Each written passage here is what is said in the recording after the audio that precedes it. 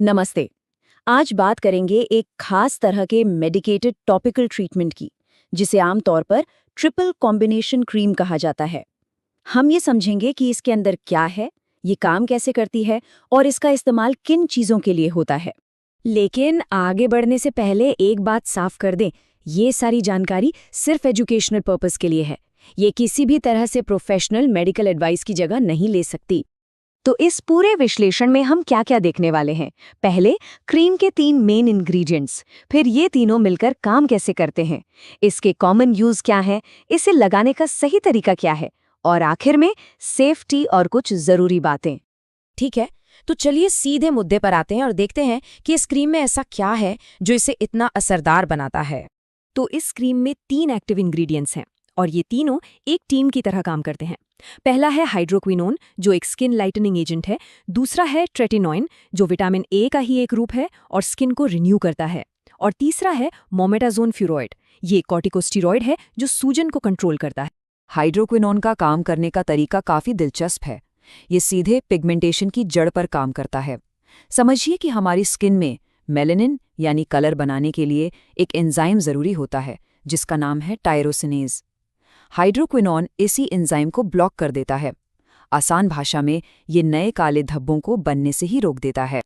अच्छा, अब आते हैं ट्रेटिनोइन पर। ये 2 बहुत ज़रूरी काम करता है। एक तो ये स्किन सेल्स के बनने और हटने की साइकिल को तेज कर देता है। इससे क्या होता है कि जो पुरानी पिगमेंट वाली सेल्स हैं वो जल्दी जल्दी हट जाती हैं।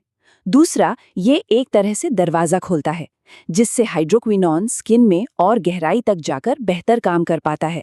और हमारी टीम का तीसरा मेंबर है मोमेटासोन फ्यूरोइड।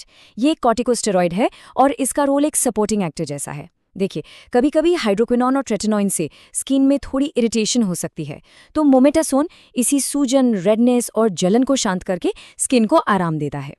चलिए, अब समझते हैं कि ये तीनों एक साथ मिलकर कैसे काम करते हैं। ये सिर्फ 3 चीज़ों का मिक्सचर नहीं है, बल्कि एक सिनर्जिस्टिक अप्रोच है। मतलब हर एक इंग्रेडिएंट दूसरे के काम को सपोर्ट और बेहतर बनाता है। तो समझिए कि ये एक 3 स्टेप स्ट्रैटेजी है।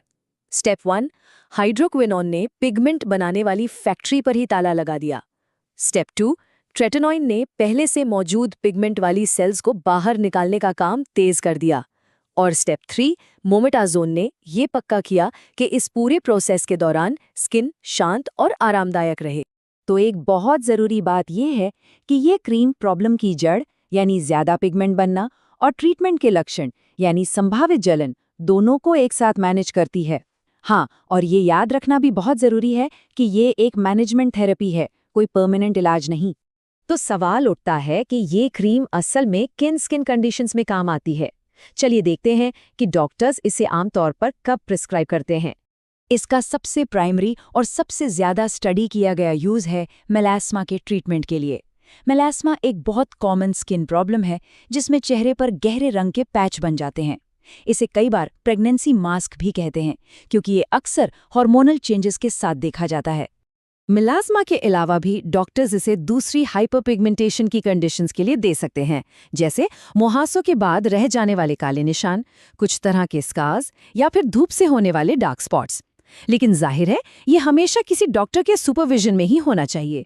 किसी भी दवा की तरह ये जानना बहुत ज़रूरी है कि इसका सही इस्तेमाल कैसे करना है ताकि बेस्ट रिजल्ट्स मिलें और साइड इफ़ेक्ट्स से बचा जा सके। इंस्ट्रक्शंस काफ़ी सीधे हैं। ये क्रीम सिर्फ और सिर्फ बाहरी इस्तेमाल के लिए है। चेहरा धोने के बाद सिर्फ अफेक्टेड एरिया पर इसकी एक बहुत पतली लेयर लगानी है। और सबसे ज़रूरी बात, इसे आमतौर पर रात में एक बार इस्तेमाल किया जाता है, सोने से कुछ देर पहले। ऐसा इसलिए क्योंकि इसके कुछ इंग्रेडिएंट्स स्किन को धूप के प्रति सेंसिटिव बना सकते हैं। और ये बात इस पर जोर देती है कि डॉक्टर के प्रिस्क्रिप्शन को फॉलो करना कितना ज़्यादा ज़रूरी है। बताई गई मात्रा से ज़्यादा लगाना या ज़्यादा दिनों तक लगाना, इससे नतीजे बेहतर नहीं होंगे बल्कि साइड इफ़ेक्ट्स का खतरा बढ़ सकता है। चलिए, अब इस मेडिकेटेड ट्रीटमेंट के सबसे ज़रूरी पहलू यानी सेफ्टी और सावधानियों पर बात करते हैं। सबसे ज़रूरी सावधानी सूरज से जुड़ी है। ये क्रीम स्किन को यूवी किरणों के लिए बहुत ज़्यादा सेंसिटिव बना देती है।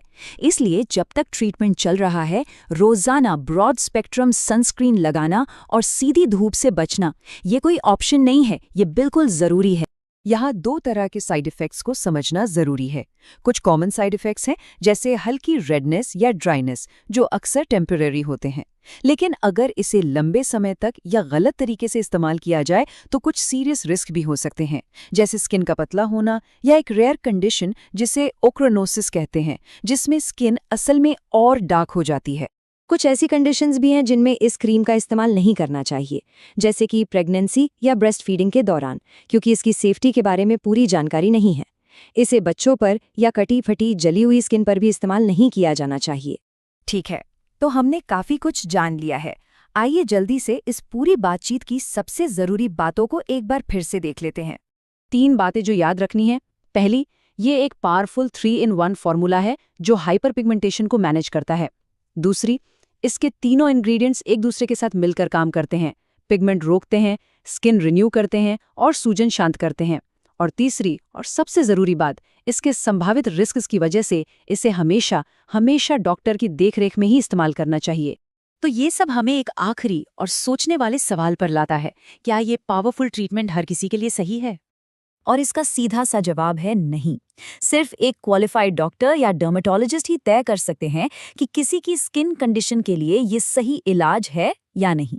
किसी भी स्किन प्रॉब्लम के लिए पर्सनलाइज्ड एडवाइस लेना ही सबसे सेफ और सबसे असरदार तरीका है।